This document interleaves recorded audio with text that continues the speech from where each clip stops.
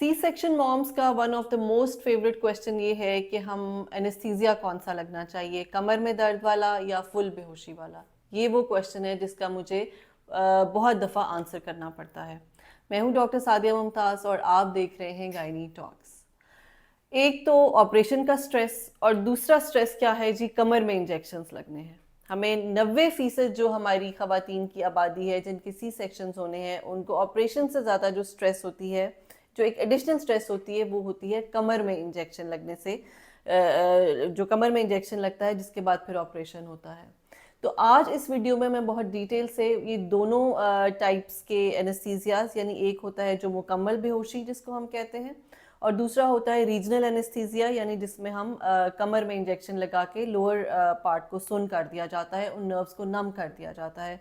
इन दोनों के बारे में डिटेल से डिस्कस करेंगे और आई एम श्योर कि इस वीडियो के एंड तक आप खुद इस चीज़ को एनालाइज कर सकेंगी कि इन दोनों एनेस्थीसियाज में से कौन सा एनेस्थीसिया बेहतर है। सबसे पहले बात कर लेते हैं मुकम्मल बेहोशी वाले एनेस्थीसिया के बारे में, जो कि बहुत सी खवातीन उसको ऑप्ट करना चाहती हैं। उसके क्या प्रोज एंड कॉन्स हैं। जो मुकम्मल बेहोशी का वाला एनेस्थीसिया है, वो नॉर्मली हम अब all over the world C sections के लिए ऑब्सोलीट हो चुका है।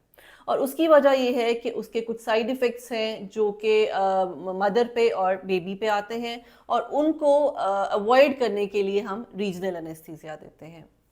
जो मुकम्मल बेहोशी यानी जनरल एनेस्थीसिया है, उसके कुछ प्री रेक्विजिट्स हैं जिसमें आपके पास 8 से 12 घंटे की जो है वो फास्टिंग होनी चाहिए। आपने कुछ नहीं खाया होना चाहिए, क्योंकि अगर आपने कुछ थोड़ा बहुत भी लिया हो तो जब आपको एनेस्थीसिया से आउट किया जाता है तो आपके मैदे से जो खाना है वो आपके सांस की नाली में जा सकता है, जो कि एक बहुत बड़ी कॉम्प्लिकेशन है। उसके अलावा इसमें जब एनेस्थीसिया के बाद जब पेशेंट एनेस्थीसिया से आउट हो जाते हैं, फिर भी हम 12 से 18 घंटे पेशेंट को खाली पेट रखते हैं, क्योंकि अगर उस दौरान मरीज कुछ खा लेती हैं तो उनकी जो इंटेस्टाइन्स है उसकी मोबिलिटी वो ख़राब हो जाती है और आपको गैशियस डिस्टेंशन हो सकती है। कुछ आपके लिवर फंक्शन टेस्ट, आपके किडनी फंक्शन टेस्ट, ये ऑपरेशन से पहले ज़रूरी होते हैं, क्योंकि जनरल एनेस्थीसिया की जो ड्रग्स हैं वो आपके लिवर और किडनी से मेटाबोलाइज होती हैं। तो वो एनेस्थीसिया, उस एनेस्थीसिया के लिए आपके लिवर और किडनीज का परफेक्टली फाइन होना बहुत ज़रूरी है। जिन लोगों को स्पेशली हाई ब्लड प्रेशर का प्रॉब्लम होता है उनको जनरल एनेस्थीसिया नहीं दिया जाता, बिकॉज जनरल एनेस्थीसिया देने से ब्लड प्रेशर मज़ीद हाई हो जाता है, और उस पॉइंट पे जो बेस्ट एनेस्थीसिया है वो रीजनल एनेस्थीसिया है। जनरल एनेस्थीसिया की जो इंडिकेशन है वो अब जो सी सेक्शंस के लिए स्पेसिफिकली सिर्फ उन मरीजों के लिए है जो कि कार्डियक पेशेंट्स हैं।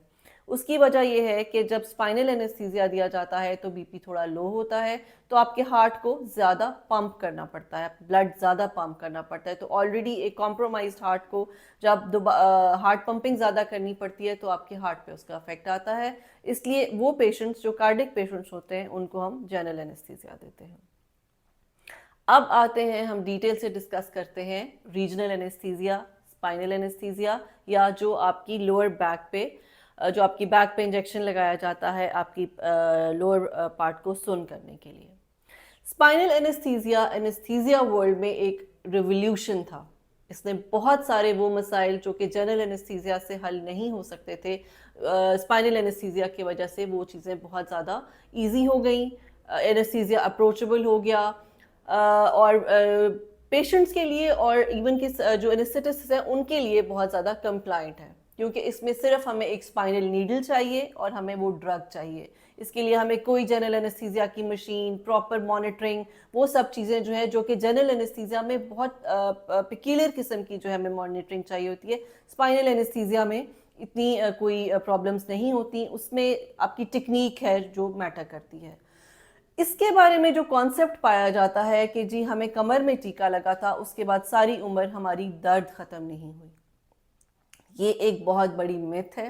मैं अपनी अगली किसी वीडियो में आपको स्पाइनल नीडल ज़रूर दिखाऊंगी, जो कि बहुत थिन होती है, और वो स्पेसिफिकली वो आपकी रीढ़ की हड्डी में नहीं लगाई जाती। जो आपके वर्टेब्रा होते हैं जिनको हम मोहरे कहते हैं, L4 और L5, उनके दरमियान में एक स्पेस होती है जिसमें वो नीडल लगाई जाती है, और वो बहुत ही बारीक ब्रैनुला से, जो कि हमारे बाजू आम में लगता है, उससे भी बारीक होती है, और वो स्पेस में जाती है और उस स्पेस में वो दवाई इंजेक्ट की जाती है जो कि स्पेसिफिकली उन नर्व्स को नम कर देती है जो कि आपके लोअर पार्ट को सप्लाई करती हैं।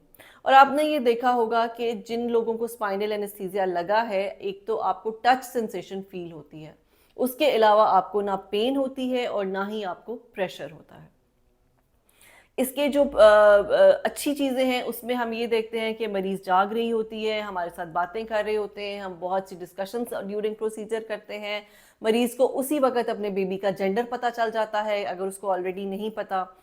और पेशेंट को उस वक्त वो फ़ौरन, बल्कि मेरे तो कई पेशेंट्स मुझे कहते हैं डॉक्टर साहब आपने हमें एग्जैक्ट टाइम बताना है, तो हम एग्जैक्टली पेशेंट को वो टाइम भी बता देते हैं, time of birth of the baby. और ये है कि उसके बाद पेशेंट को सुला दिया जाता है। तो वो ड्रग्स जैसे कि जनरल एनेस्थीसिया के दौरान वो जो एनेस्थीसिया ड्रग्स थी जो कि माँ के थ्रू बच्चे में भी चली जाती हैं और फिर बच्चे का कई दफ़ा जो क्राई है वो डिलेड हो जाता है। तो स्पाइनल एनेस्थीसिया में ऐसा कोई प्रॉब्लम नहीं होता। उसके बाद ये है कि जब आपका सी सेक्शन हो जाता है तो थ्रू आउट अगले 8 से 10 घंटे आप पेन फ्री रहती हैं। आपको हम साथ में पेन किलर्स लगाते हैं। ड्यूरिंग प्रोसीजर भी कई पेशेंट्स कहते हैं कि जी बेबी आउट होने के बाद आप हमें सुला दें, या कई कहते हैं कि नहीं आप हम जागते रहना चाहते हैं, हम बातें करते रहना चाहते हैं। तो ये this is all up to them. Spinal anaesthesia के बाद की जो रिकवरी है वो ज़्यादा इजी इसलिए होती है कि एक तो उसमें हमें इंटेस्टाइन्स की मोटिलिटी यानी कि जो आपकी गट मोटिलिटी है उसके बारे में कोई ज़्यादा प्रॉब्लम नहीं होता, क्योंकि वो उस तरह से अंडर एनेस्थीसिया स्लीपिंग मोड में नहीं जाती जैसे कि वो जनरल एनेस्थीसिया में जाती हैं। और हम आराम से आपको 6 से 8 घंटे बाद जो है सिप्स अलाउ करते हैं, फिर आपको पानी अलाउ कर दिया जाता है, चाय अलाउ कर दी जाती है, और in the morning you can have your proper breakfast, जो कि जीए में पॉसिबल नहीं है। स्पाइनल एनेस्थीसिया का जो साइड इफ़ेक्ट्स हैं, स्पेशली अगर उसकी कॉम्प्लिकेशंस की तरफ मैं आऊँ तो सबसे मेन कॉम्प्लिकेशन है उसकी स्पाइनल हेडेक, जो होती है कि अगर स्पाइनल एनेस्थीसिया देते हुए आपकी जो ड्यूरा है वो तो पंक्चर हो जाए या उसमें कुछ इरिटेबिलिटी हो जाए तो उससे आपको स्पाइनल हेडेक रहती है। या आफ्टर सर्जरी अगर आप बहुत ऊंचा तकिया लेते हैं तो उससे बहुत शदीद किस्म की स्पाइनल हेडेक और मस्कंदों में जो मस्कुलर पेन है वो होती है, लेकिन वो भी बहुत ईजीली मैनेजेबल है। उसके लिए हम कैफीन और कोक जो है वो पेशेंट को कहते हैं पिए, साथ में उनको पेन किलर दी जाती है और बिल्कुल सीधा लेटने को कहा जाता है कि आप तकिया हटा दें और बिल्कुल सीधा लेटे। हर 6 से 8 घंटे के बाद जो है मेडिकेशंस दी जाती हैं और विद इन अ डे और 2 उनकी ये हेडेक जो है वो बेहतर हो जाती है।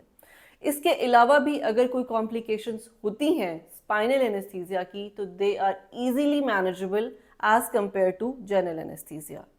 सो जैसा कि मैंने आपके साथ इस वीडियो के शुरू में प्रॉमिस किया था कि इन द एंड मेरे साथ चलते चलते आप खुद ये डिसाइड कर सकेंगी कि कौन सा एनेस्थीसिया बेहतर है। एंड आई एम श्योर कि अब तक आप इस चीज़ को अंडरस्टैंड कर चुकी हैं कि आपके लिए स्पाइनल एनेस्थीसिया जो है वो बेहतर है बहुत सारे एस्पेक्ट्स में। और प्लीज़ मैं अपनी मल्टीपल वीडियोस में ये बता चुकी हूँ कि स्पाइनल एनेस्थीसिया से या एपिड्यूरल एनेस्थीसिया से आपको लोअर बैक एक नहीं होता। लोअर बैक एक होता है आपके पॉस्चर से। Soon after your C section या जब आप घर जाते हैं, आप बेबी को फीड कराते हैं, तो आप जो अपना पॉस्चर अटेन करते हैं that is the cause of your back एक। आप बच्चे को जैसे फीड कराते हैं, बच्चे के ऊपर झुक के फीड कराते हैं, अपनी बैक को स्ट्रेट नहीं रखती हैं, अपनी कैल्शियम प्रॉपरली नहीं लेती हैं, तो ये वो रीजंस हैं जो कि आपके लोअर बैक एक का को कॉज करता है, neither that small little needle that was inserted into your back. Thank you so much.